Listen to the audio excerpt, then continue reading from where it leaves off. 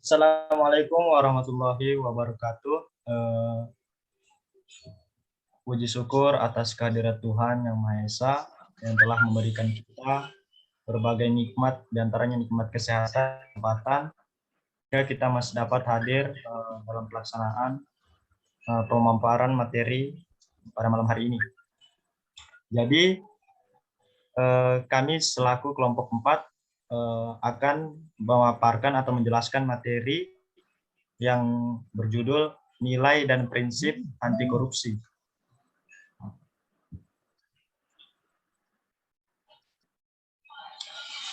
Jadi pada mata kuliah pendidikan anti korupsi ini dosen pengampunya yaitu Ibu Dwi Sinta Anggreni SSI MKOM. Dan kelompok 4 ini terdiri dari Muhammad Irfan, Aji Putra Ramadan, Muhammad Arsy Eka Pertama, Mujumaidil Arham, Divani Adira Putri, dan Diasman Kevin Timothy Tetu.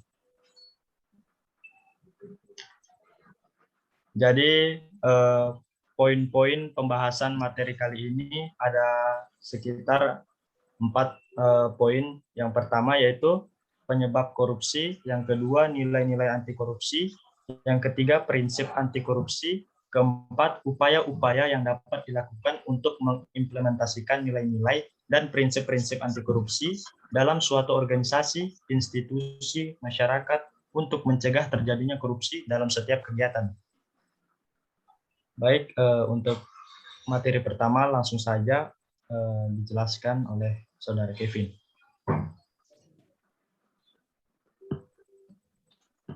Baik, terima kasih.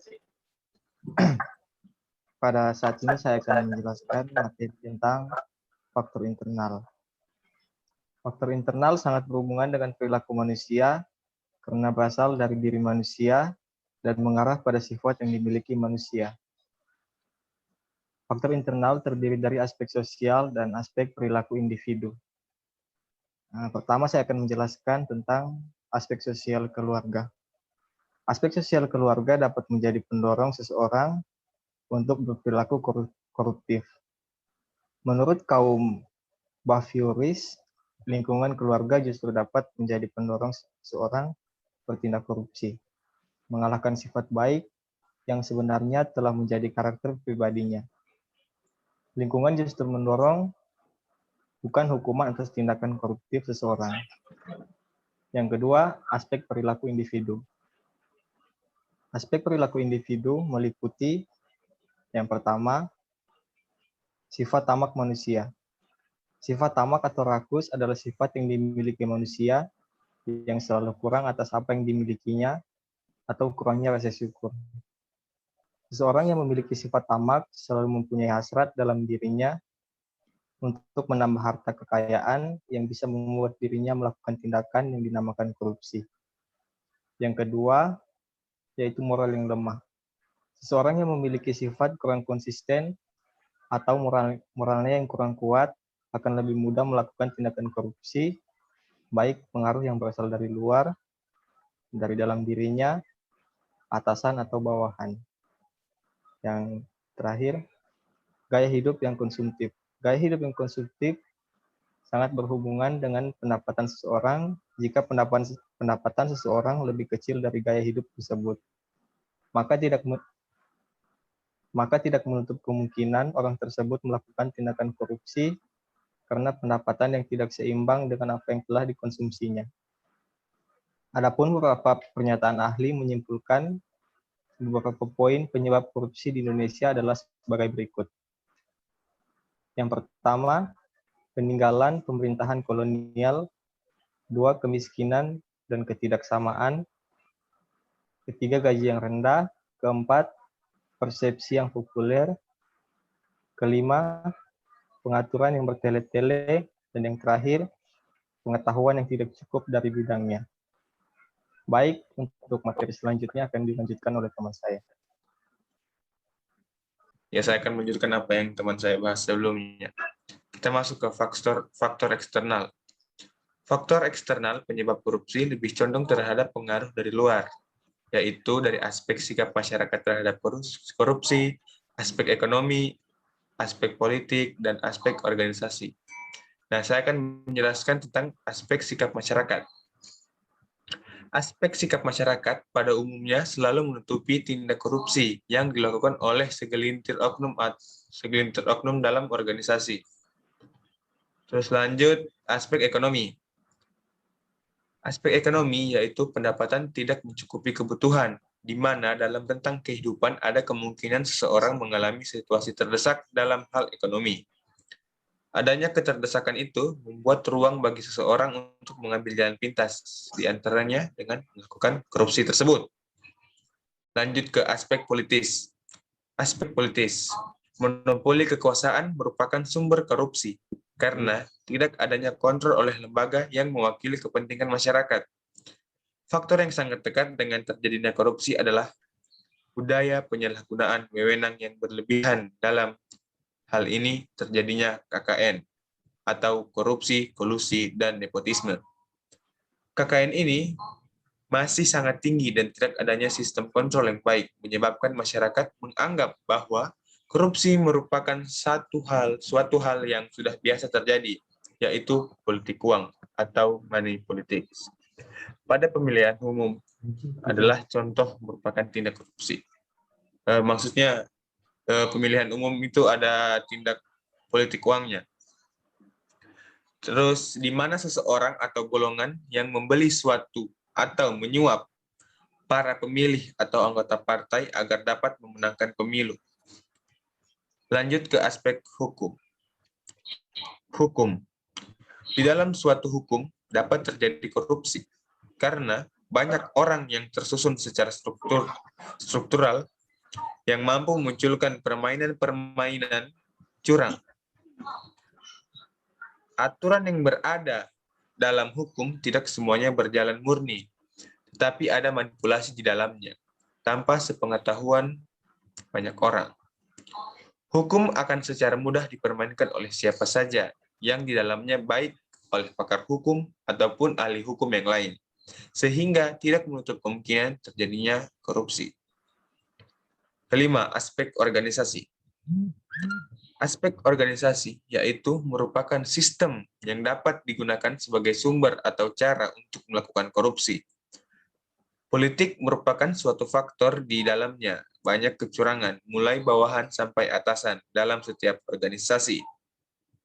Orang-orang yang suka melakukan kompromi dari situlah muncul tindakan korupsi yang biasanya bersifat tertutup. Keenam, tidak ada kultur organisasi yang benar.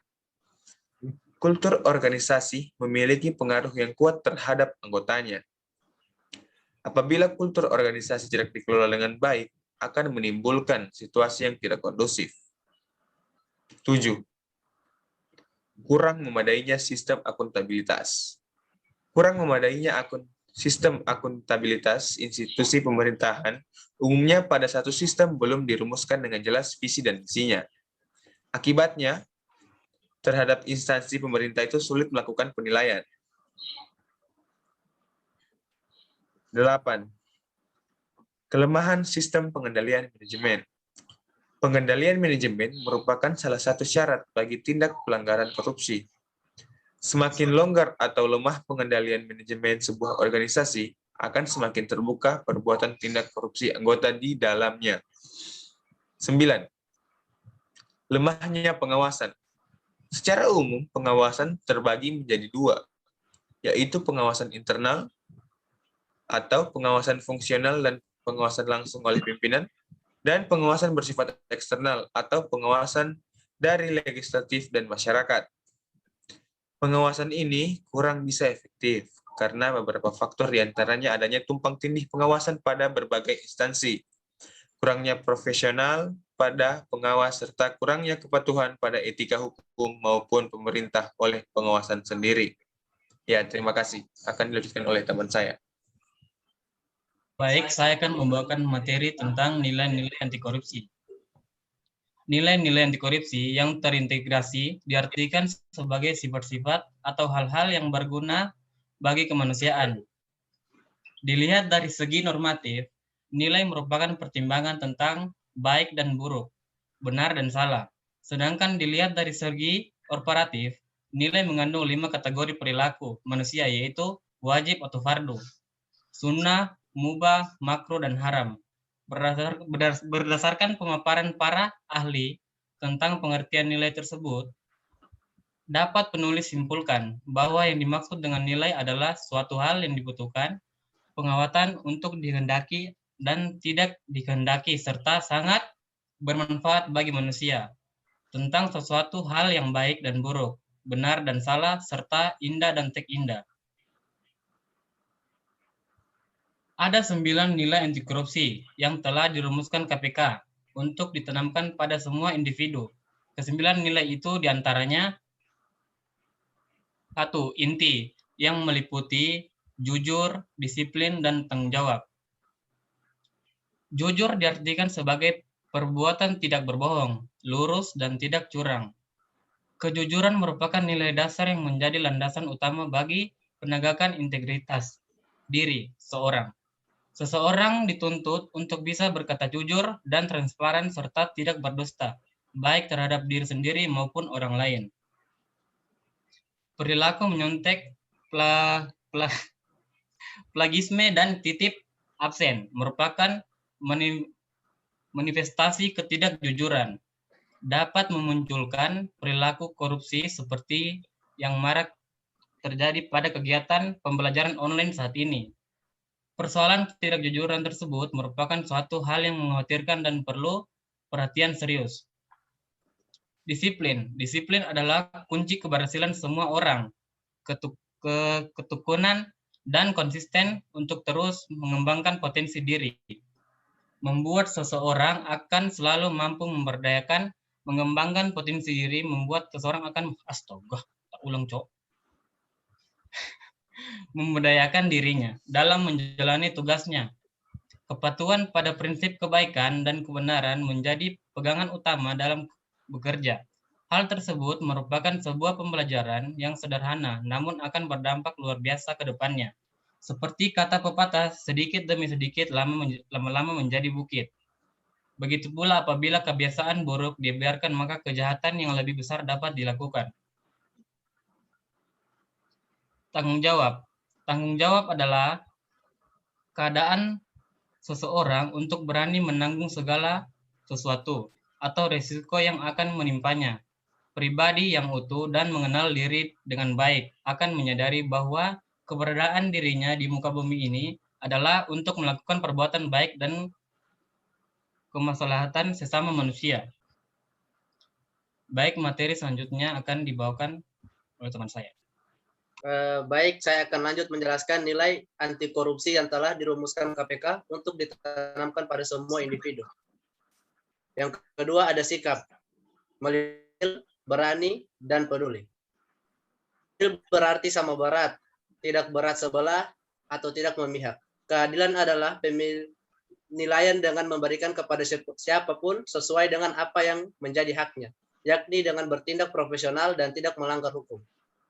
Kemudian berani.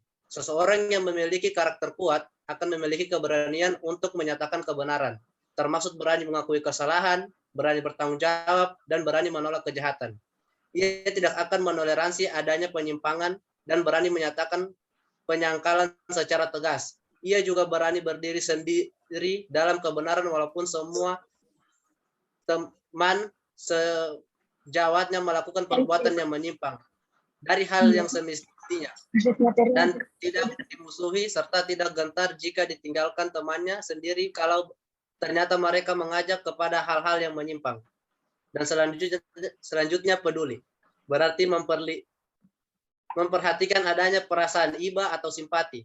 Kepedulian sosial kepada sesama menjadikan seseorang memiliki sifat kasih sayang. Individu yang memiliki jiwa sosial tinggi akan memperhatikan lingkungan sekelilingnya, di mana masih terdapat banyak orang yang tidak mampu, menderita, dan membutuhkan uluran tangan. Kemudian ada etos kerja yang meliputi kerja keras, sederhana, dan mandiri. Yang pertama, ada kerja keras, merupakan hal yang penting untuk mencapai hasil yang maksimal. Kerja keras dapat diwujudkan dalam kehidupan sehari-hari, misalnya dalam mewujudkan sesuatu menghargai proses bukan hasil semata. Selanjutnya sederhana. Kesederhanaan pribadi yang berintegritas tinggi adalah seseorang yang menyadari kebutuhannya dan berupaya memenuhi kebutuhannya dengan semestinya tanpa berlebih-lebihan. Dengan gaya hidup sederhana, seseorang dibiasakan untuk hidup yang tidak sesuai dengan kemampuannya. Dan yang terakhir ada mandiri. Kemandirian membentuk karakter yang kuat pada diri seseorang untuk menjadi tidak bertanggung jawab terlalu banyak pada orang lain. Melintas kemandirian yang dimiliki seseorang dapat mengoptimalkan daya pikirnya guna bekerja secara efektif. 9 nilai inilah yang dianggap sebagai materi pendidikan agama Islam untuk menanamkan nilai anti korupsi dan landasan utama dalam membangun integritas dalam diri. Kesembilan nilai ini yang dianggap oleh KPK sebagai alat kontrol untuk mengurangi tindak korupsi dan strategi dalam mencapai pemerintah yang bersih dan masyarakat yang damai. Untuk materi selanjutnya akan dibacakan oleh teman saya. Selanjutnya kita akan membahas prinsip-prinsip anti korupsi. Jadi setelah memahami nilai-nilai anti korupsi yang penting untuk mencegah faktor internal terjadinya korupsi, berikut akan kita bahas prinsip-prinsip anti korupsi yang meliputi diantaranya ada akuntabilitas, transparansi kewajaran, kebijakan, dan kontrol kebijakan untuk mencegah faktor eksternal penyebab korupsi. Jadi yang pertama itu ada akuntabilitas. Akuntabilitas yaitu kesesuaian antara aturan dan pelaksana kerja.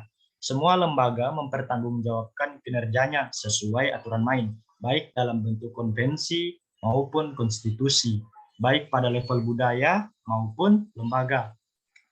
Lembaga-lembaga tersebut berperan dalam sektor bisnis, masyarakat, publik, maupun interaksi antara ketiga sektor. Akuntabilitas publik memiliki pola-pola tertentu dalam mekanismenya, antara lain adalah akuntabilitas program, akuntabilitas proses, akuntabilitas keuangan, akuntabilitas outcome, akuntabilitas hukum, dan akuntabilitas politik.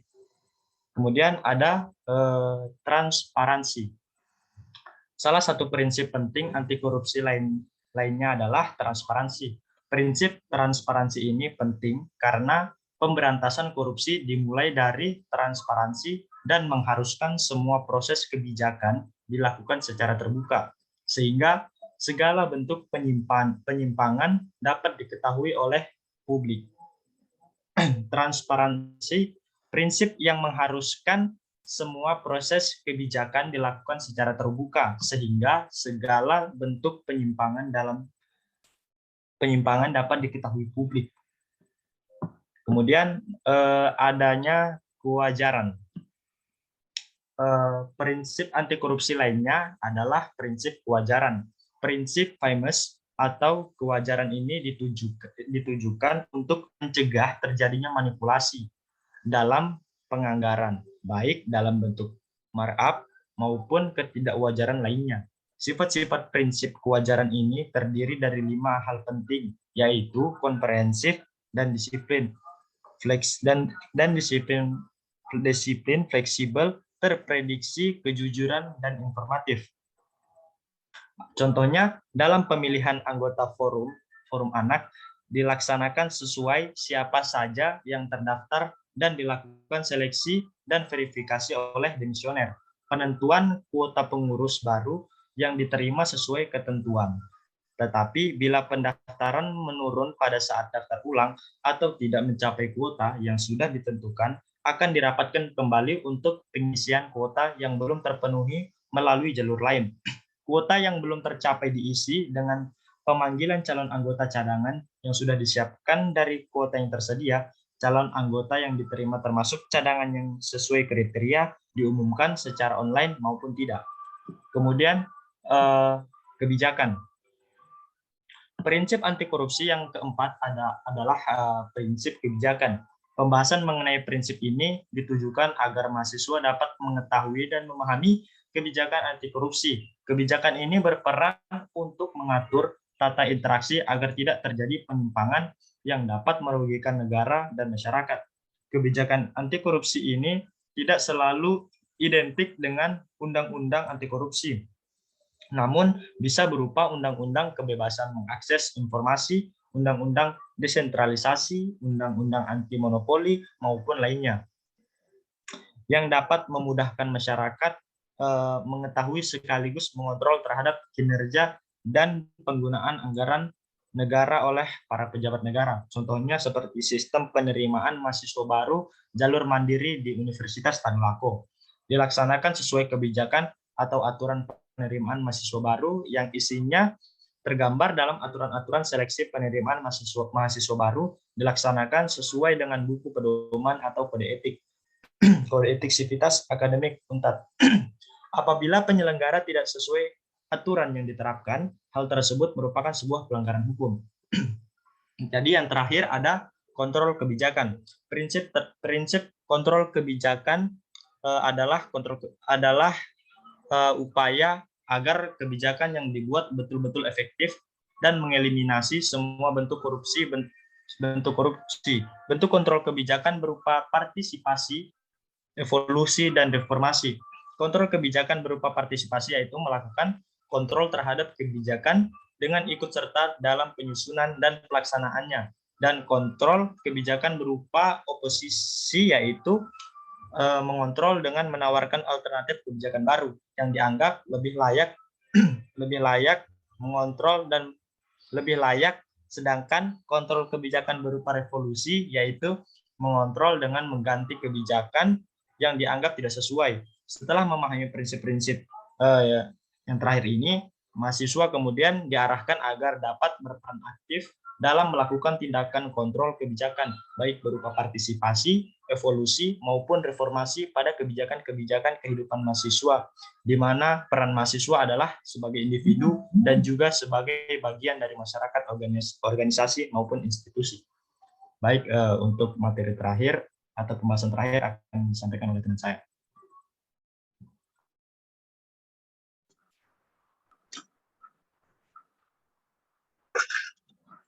Baik, selanjutnya yaitu upaya-upaya yang dapat dilakukan untuk mengimplementasikan nilai-nilai dan prinsip-prinsip anti korupsi dalam suatu organisasi, institusi, atau masyarakat untuk mencegah terjadinya korupsi dalam setiap kegiatan. Kasus korupsi makin hari makin subur di Indonesia, tidak hanya menyeret para pejabat, tapi juga para pengusaha di negeri ini. Bukan hanya petinggi negeri, tapi juga bawahan di perangkat desa. Baru-baru ini, kasus korupsi menyeret Menteri Sosial, yaitu Juliari Peter Batubara, dalam kasus suap bansos COVID-19. Juga Gubernur Sulawesi Selatan, Prof. Nurdin Abdullah, yang pernah mendapatkan penghargaan anti korupsi oleh Bung Hatta AC Award. Melihat hal ini, dibutuhkan upaya untuk mencegah dan memberantas korupsi. Upaya memberantas korupsi tentu saja tidak bisa hanya menjadi tanggung jawab institusi penegak hukum atau pemerintah saja, tetapi juga merupakan tanggung jawab bersama komponen bangsa. Oleh karena itu, upaya memberantas korupsi harus melibatkan seluruh pemangku kepentingan, dalam hal ini stakeholder yang terkait, yaitu pemerintah, swasta, maupun masyarakat. Lantas, upaya apa yang bisa dilakukan? Yang pertama adalah menghukum seberat-beratnya pelaku korupsi. Dengan demikian, bidang hukum, khususnya hukum pidana, akan dianggap sebagai jawaban yang paling tepat untuk memberantas korupsi dan menjadi pertimbangan bagi setiap orang yang ingin melakukan korupsi. Sebuah realita bahwa kita sudah memiliki berbagai perangkat hukum untuk memberantas korupsi, yaitu peraturan perundang-undangan. Kita juga memiliki lembaga serta aparat hukum untuk mengabdi dan menjalankan peraturan tersebut, baik kepolisian, kejaksaan, dan pengadilan. Kita bahkan memiliki suatu lembaga independen yang bernama Komisi Pemberantas Korupsi, yang kesemuanya dibentuk salah satunya untuk memberantas korupsi. Namun, apa yang terjadi? Korupsi tetap tumbuh subur dan berkembang pesat di Indonesia. Sedihnya lagi, dalam realitanya, ternyata lembaga dan aparat yang telah ditunjuk tersebut beberapa kasus ikut terlibat untuk menumbuh suburkan korupsi yang terjadi di Indonesia.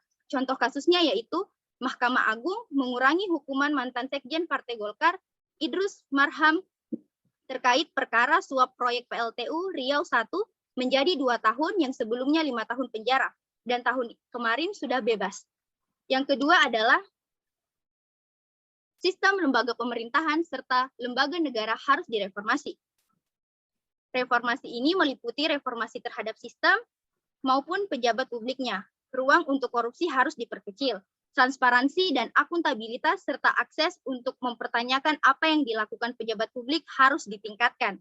Selain itu, pencegahan korupsi di sektor publik dengan mewajibkan pejabat publik untuk melaporkan harta kekayaan yang dimilikinya secara berskala. Selanjutnya yaitu bekal pendidikan. Sedari dini, sikap anti korupsi harus sudah ditanamkan dengan bekal pendidikan, termasuk pendidikan agama. Bekal pendidikan agama memegang peran penting untuk mencegah korupsi. Kenapa hal itu bisa terjadi? Karena pendidikan agama sangat menentukan dalam memperkuat karakter bullying, yaitu ditanamkannya nilai-nilai positif dan akhlak mulia. Pendidikan anti korupsi dapat diberikan dalam berbagai bentuk, seperti sosialisasi, seminar, kampanye, dan bentuk-bentuk kegiatan ekstrakurikuler lainnya. Pendidikan anti korupsi juga dapat diberikan dalam bentuk games yang menarik dan menyenangkan, seperti Majo dan Semai. Di dunia perkuliahan, praktik-praktik korupsi makin marak terjadi terlebih di masa pandemik ini. Tidak adanya kontrol ketat dari dosen membuat mahasiswa sering melakukan kegiatan menyontek, plagiarisme, dan lain-lain. Sehingga pendidikan anti korupsi yang menjadi mata kuliah bisa ditingkatkan lagi dalam hal penerapannya bukan saja teorinya. Dosen yang mengajar sudah sepatutnya memberi contoh yang baik dengan masuk tepat waktu dan sesuai jadwal, memberi ujian yang ketat melalui live Zoom atau lisan melalui Zoom, dan memberikan sanksi yang tegas bagi para penyalin jawaban. Selanjutnya yaitu pencegahan sosial dan pemberdayaan masyarakat. Pencegahan sosial dan pemberdayaan masyarakat bisa dilakukan dengan memberi hak pada masyarakat untuk mendapat akses terhadap informasi. Access to information, ruang gerak dan kebebasan masyarakat untuk berpendapat, termasuk di dalamnya mengembangkan pers yang bebas dan independen, karena menurut Komisi Pemberantas Korupsi, keberhasilan lembaga anti korupsi membekuk para koruptor salah satunya karena peran serta dan kepedulian masyarakat dalam melaporkan kasus korupsi. Hampir semua kesuksesan KPK didukung dan di-backup oleh laporan masyarakat yang bermula dari laporan masyarakat itu sendiri. Selanjutnya yaitu kerjasama internasional. Dunia internasional, termasuk Indonesia, menyepakati bahwa korupsi adalah kejahatan yang serius, yang dapat bersifat lintas negara, baik dari segi pelaku, aliran dana, maupun dampak kasus-kasus yang dihadapi oleh Indonesia. Saat ini, Bansos, proyek infrastruktur, EKTP, membutuhkan pemberantasan korupsi dengan strategi komprehensif serta kerjasama internasional dalam menegakkan hukum maupun pencegahan korupsi. Kesepakatan tersebut kemudian diwujudkan dalam sebuah inisiatif Perserikatan Bangsa-Bangsa melalui Unit Nation Officer on Drug and Crime UNODC pada 18 Desember 2003. Sebagai contohnya saja, di tingkat internasional, Transparency International atau TI misalnya membuat program National Integrity System atau OECD membuat program The Aid Infrastructure dan World Bank. Selanjutnya itu melakukan suatu gerakan anti korupsi. Gerakan ini dilakukan di masyarakat maupun di lingkungan pemerintahan. Gerakan ini adalah upaya bersama yang bertujuan untuk menumbuhkan budaya anti korupsi di masyarakat, seperti Gerakan Masyarakat Anti Korupsi atau GMPK, gerak atau gerakan anti korupsi, dan dibentuknya zona integritas. Zona integritas adalah predikat yang diberikan kepada instansi pemerintah yang pimpinan dan jajarannya mempunyai komitmen untuk mewujudkan wilayah bebas korupsi melalui reformasi birokrasi, khususnya dalam hal pencegahan korupsi dan peningkatan kualitas pelayanan publik. Sekian, gengs.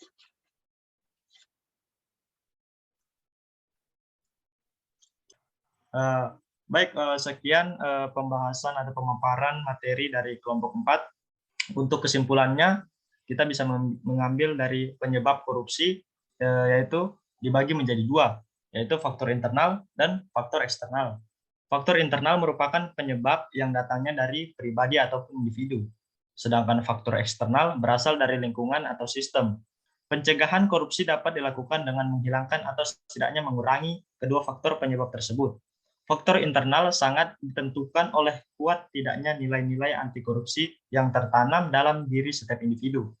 Nilai-nilai anti korupsi itu perlu diterapkan oleh setiap individu untuk dapat mengatasi faktor eksternal agar korupsi tidak terjadi. Untuk mencegah terjadinya faktor eksternal, selain memiliki nilai-nilai anti korupsi, setiap individu perlu memahami dan mendalami prinsip-prinsip anti korupsi. Baik, itu saja mungkin yang dapat kelompok 4 paparkan atau sampaikan mengenai nilai-nilai anti korupsi. Untuk lebih dan kurangnya kami mohon maaf. Mewakili dari teman-teman saya mengakhiri. Wassalamualaikum warahmatullahi wabarakatuh dan selamat malam.